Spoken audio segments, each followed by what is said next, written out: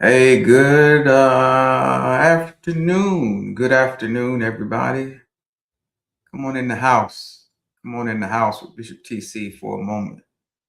Hey, happy Thursday to you. Happy Thursday to you.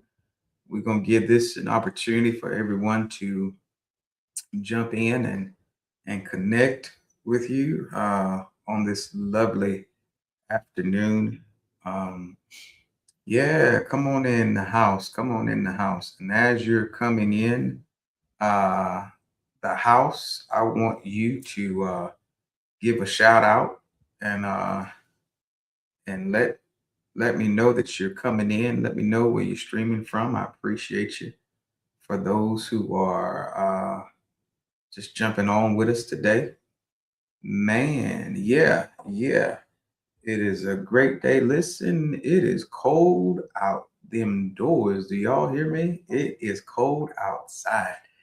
I am feeling absolutely great. I hope you are. As you're joining in, shoot me a comment, a heart, or something. Let me know that you're just jumping on live with me on this beautiful Thursday afternoon. So appreciate everybody coming on live with me. I'm not going to hold your hostage too long, but I do believe our time together will be time that is well spent. It's not going to be long at all. So I appreciate you. And as you're coming in, listen. Can you just share the stream with somebody? Hey, look, Bishop TC's on live. It's on live. I think I'm on live in two places. I'm on live on YouTube and on Facebook at the same time. So I appreciate you just being able to come in and hang out with me just for a few moments. And yeah, it's good. Whether you're at work, you're on a quick afternoon break, it's around 2 p.m. Eastern Standard Time. I'm just so glad to have you with us. Y'all, guess what? Today is January the 15th. This is actually Martin Luther King's actual birthday. So shout out to Martin Luther King Jr. His birthday today. And but I think the federal holiday is on Monday, where people will be off work and out of school for those who observe that day. I know you're looking forward to a great 3-day weekend. But listen, if you see the title of this particular live, it just simply says abundance is your natural state. First of all, can I just testify just a second? Back in the day, I come from a little old church, holiness church. And, I remember they had testimony service. And, I just got a little quick testimony that I want to share, man. I've been pastoring Power Nation Church now going on. This will be the 23rd year. Can you believe that? I've been pastoring for 23 years. In October of this year, I'll be pastoring. And for those of you who follow us and with us, you know that we are in the midst of a project and a capital campaign for our Gateway project to renovate this entire structure that we're in to make it ADA compliant, bring everything down to street level so people who are elderly, wheelchair bound, on crutches or canes can easily access the church, and with a whole bunch of other upgrades and stuff like that. And not just to have a premium worship experience, but a community facility, man, to be able to actually serve the community in a greater way. And but we've been working on this project, and we're still working. We're still capital campaigning for this. But let me tell you something. Today, to do a massive project like this, we had to start from scratch. We couldn't just buy a floor plan from a contractor that already had several plans, because our building is unique, and so we had to start from scratch, which was a very, very had a great expense to it.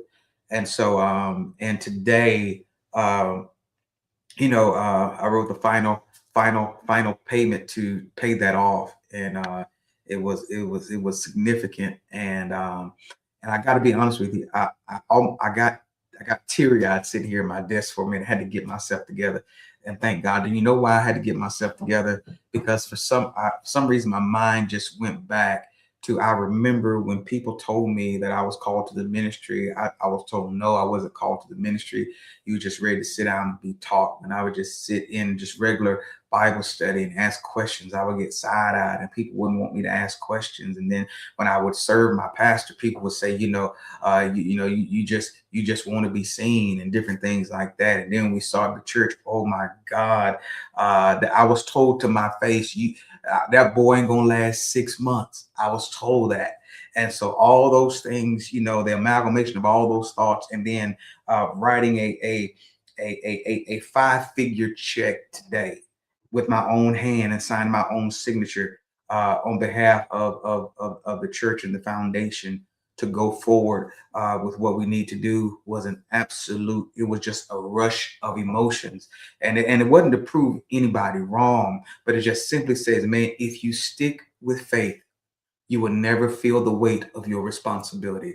A good friend of mine, Pastor Mark Baker, always says that if you stick with faith, you will never feel the weight of your responsibility because faith works, period. Only thing you got to do is just make up your mind, make a decision, and then put discipline with that thing. And let me tell you, God will do amazing things with you, through you, for you, so that the community, the world, the state can be better because you are better. And I want to say this too. Like I started the church with $30. $30 and a handshake with a farmer. And you couldn't have told me then what I did today would actually happen. I just didn't know it. We were what we call ignorance on fire, and we just did what we had to do. And so, and I want to encourage you because we're in the 15th day of the month, and it's 2026. It's a new year, and maybe in these last 15 days, something has already come up that would try to discourage you or distract you. I'm finding out some things are bigger than discouragement, which are distractions. Because if you can be distracted, my mind goes to like distracted driving. It's not that you were not a good driver. It's just that something distracted you at the moment that caused you to back into something or to hit something or to run off the road. But it doesn't mean that you were not a good driver. You were just distracted. Can I help you with that? And so, and because if you can be distracted, man, you won't be able to accomplish all that you were set on this good earth to do. So we got to be mindful of distractions. We got to be mindful of distractions. And so during this, as this project is going on, man, so many things could pop up and could go off, and somebody could say something or do something or whatever. And I'm realizing that there are only simple distractions that can take you away from God's big plan that He has you to be a part of.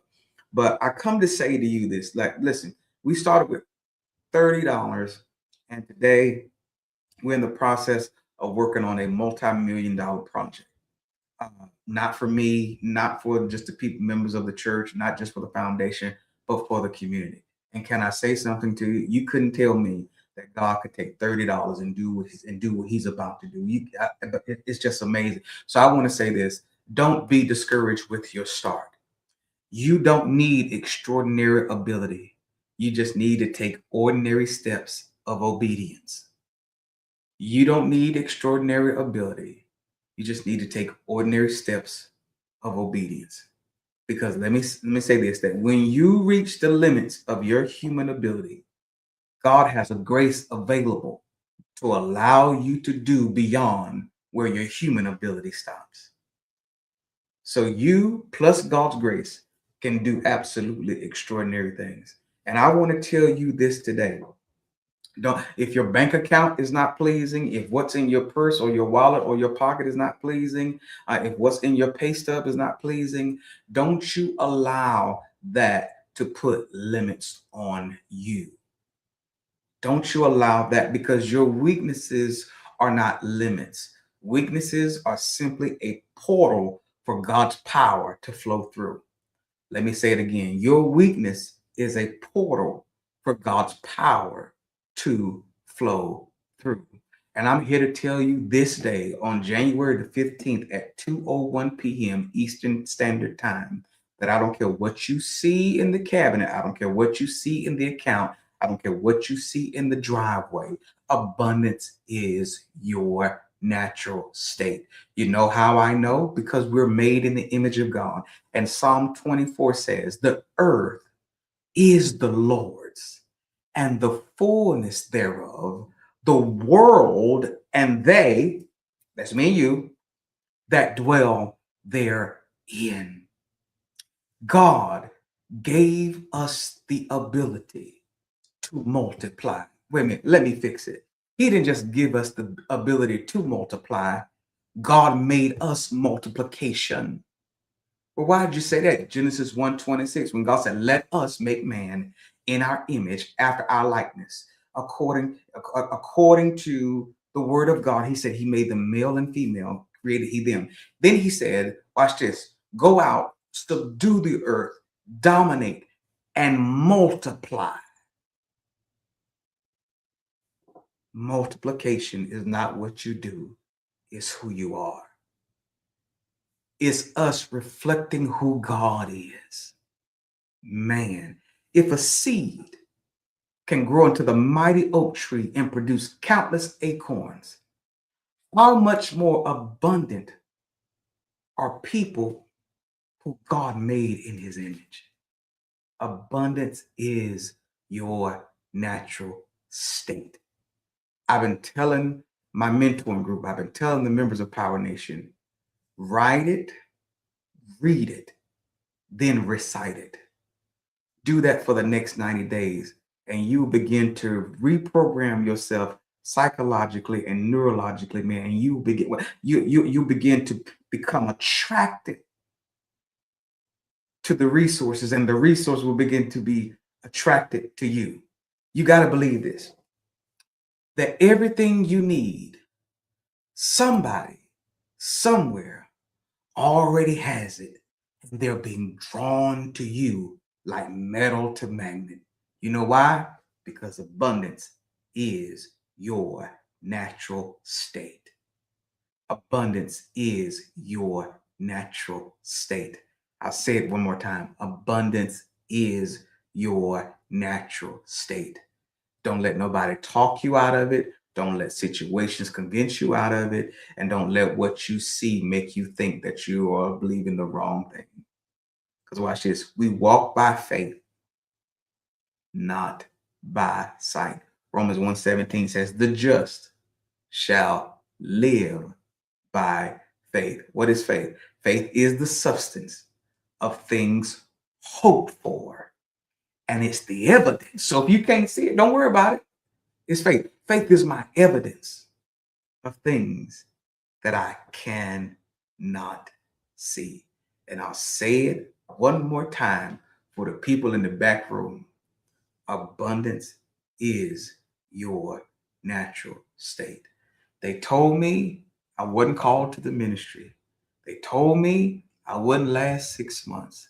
They say we have a little cute church. But I'm here to tell y'all today, when I pulled out that check and I wrote out that 5-figure sum, whew, I'm telling you, God gets all the glory for what's being done. And I am no respecter person. I am nobody special.